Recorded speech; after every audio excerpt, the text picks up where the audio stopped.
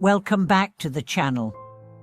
Have you ever wondered whether your actions today can sculpt a brighter, wiser future beyond this lifetime? Do you feel a quiet yearning for practices that reach deeper than momentary happiness? In today's exploration, we dive into the luminous teachings of Master Zuyan, one of the most revered Chan monks of modern times, whose century-spanning life embodied clarity, compassion, and indomitable resolve. His core instruction, put everything down, clarify a single thought, and you are level with the Buddhas, holds the key to cultivating purity and wisdom that blossom now and echo into whatever comes after our final breath. Master Zuyan's biography reads like a spiritual epic. Born in the mid-19th century, he endured wars, famine, political upheaval, and personal loss, yet radiated unshakable serenity. How did he do it? The answer lies in his unwavering commitment to four pillars: relinquishment of clinging, single-minded meditation, selfless service, and faith in original mind. By weaving these four threads into our daily lives, we nurture seeds that mature as lucid awareness both in this life and, according to Buddhist view, in lives to come. 1. Relinquish the burden. Zuyan urged disciples to release the grip on possessions, grudges, even subtle identifications. Relinquishment is not passive loss but active choice. Each time we loosen attachment, we reclaim energy previously knotted in fear. Try it now. Exhale and feel shoulders drop.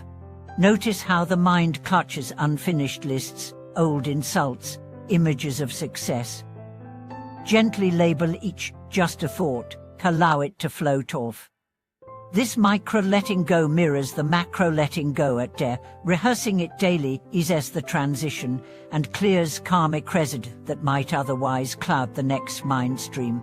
2. Clarify a single thought. Chan tradition prizes direct inquiry. Who am I before any story?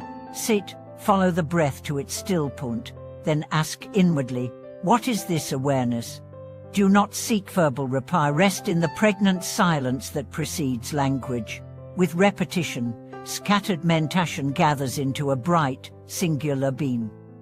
Zuyan compared it to rubbing two sticks until sparks leap. Eventually a flame of insight ignites, revealing the non-dual nature of mind. That flash is said to carry through death like a torch guiding the voyager across night seas. Free serve with empty hands. Though famed as a meditator, Zuyan spent decades rebuilding temples, feeding refugees, mentoring novices. He taught that wisdom flowers only when watered by compassion. Concrete lie, volunteer at a shelter, offer listening presence to a lonely neighbor, recycle diligently. Each altruistic act dissolves self-centered habit, polishing the heart mirror until it reflects purity. Good deeds also imprint tendencies that, in a future existence, ripen as favorable conditions for practice. 4. Trust the ever-pure mind. The master insisted original mind is already spot, as practice simply uncovers it. Holding this faith prevents discouragement and fanaticism.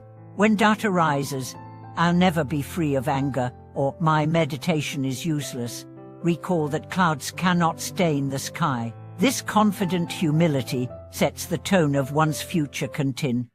Rather than rebirth propelled by craving, one is drawn onward by aspiration to benefit beings.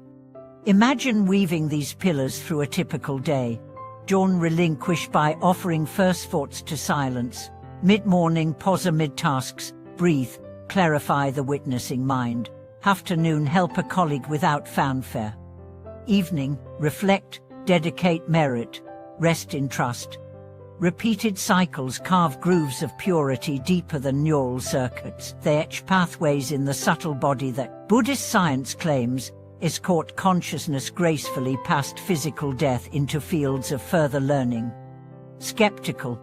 Neuroscience already shows altruism boosts longevity, mindfulness rewires stress circuits, and gratitude stabilizes mood. Even if on brackets literal rebirth, Suyun's method undeniably seeds an next life. In the psychological sense, tomorrow's mind inherits today's actions. Thus, cultivating purity and wisdom is always relevant.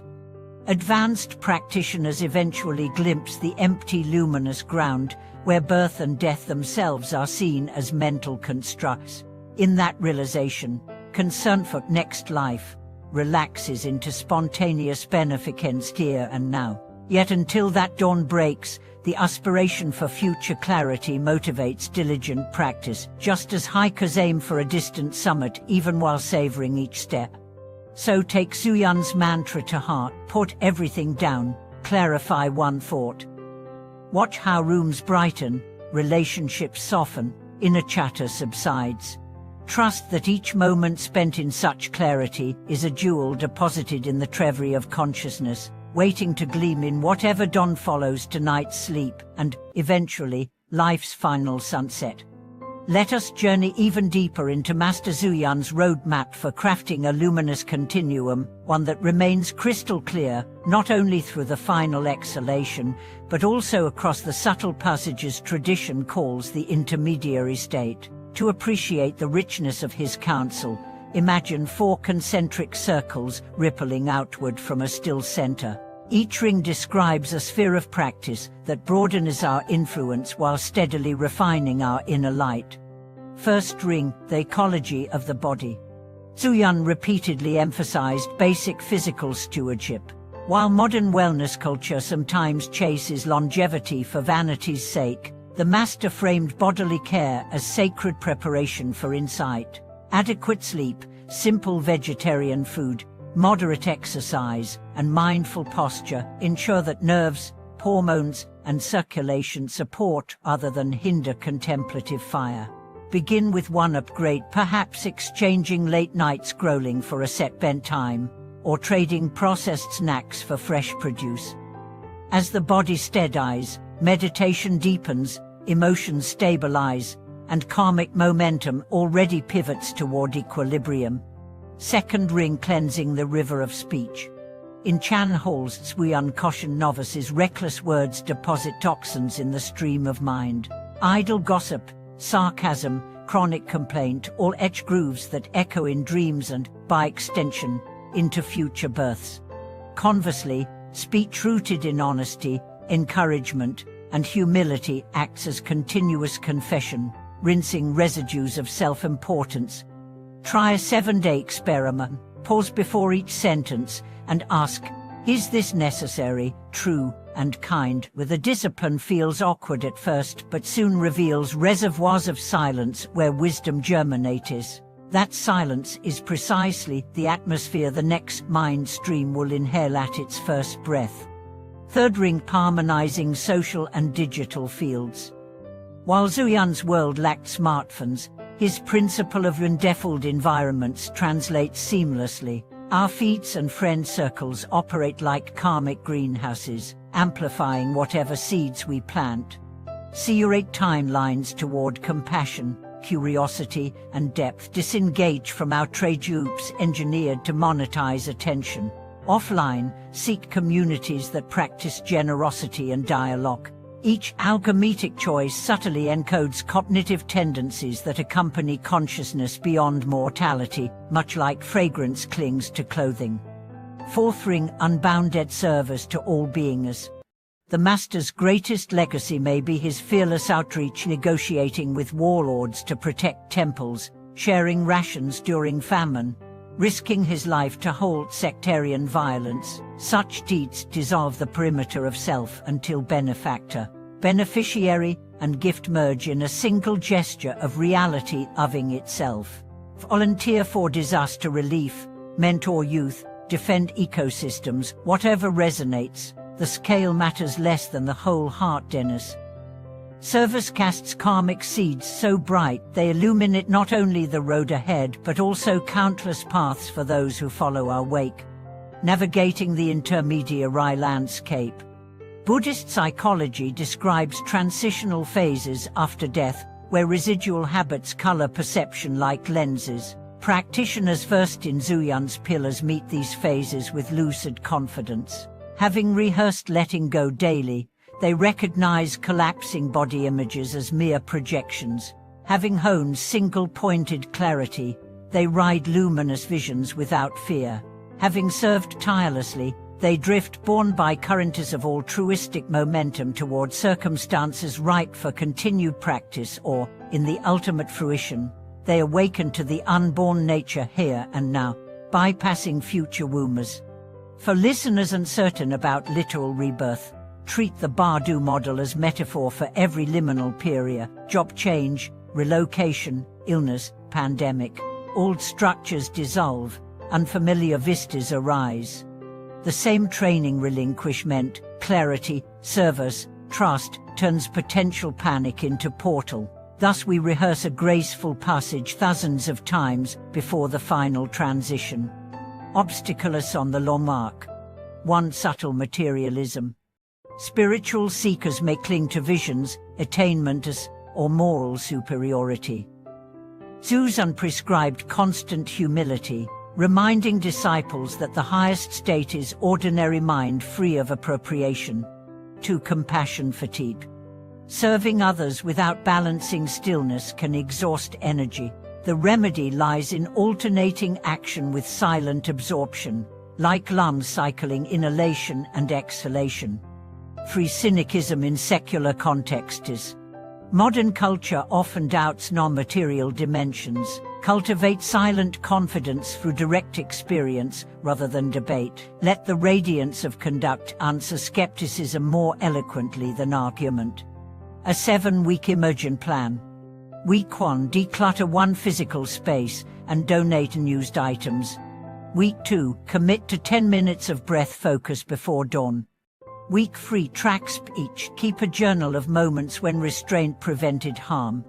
Week 4. Unfollow media sources that provoke agitation without offering solutions. Week 5. Volunteer 2 hours for a local cause. Week 6. Practice loving-kindness meditation for a difficult person daily. Week 7. Retreat weekend silence, simple meals, reflection on impermanence. Repeat the cycle with refine, and each spiral embeds deeper traits that accompany consciousness forward. Science meets Chan. Contemporary studies on contemplative aging show long-term meditators maintain cortical thickness and telomere integrity beyond statistical norms. Altruism correlates with oxytocin release, dampening inflammatory cascades. Even gene expression linked to stress responses shifts within months of sustained practice. Such findings echo Zhu's assertion that virtue and clarity literally sculpt the substratum of life, visible to microscopes as well as mystic insight. The diamond thread, deathless presence now. Ultimately, the promise of purity and wisdom in a next life converges with realization available this instant. When every grasping impulse relaxes, when thought condenses into transparent awareness, when action serves the whole effortlessly, the boundary between present and future dissolves. As Zhu sang in verse, bright moon, vast sky. No before, no after. Travelers rest in original light.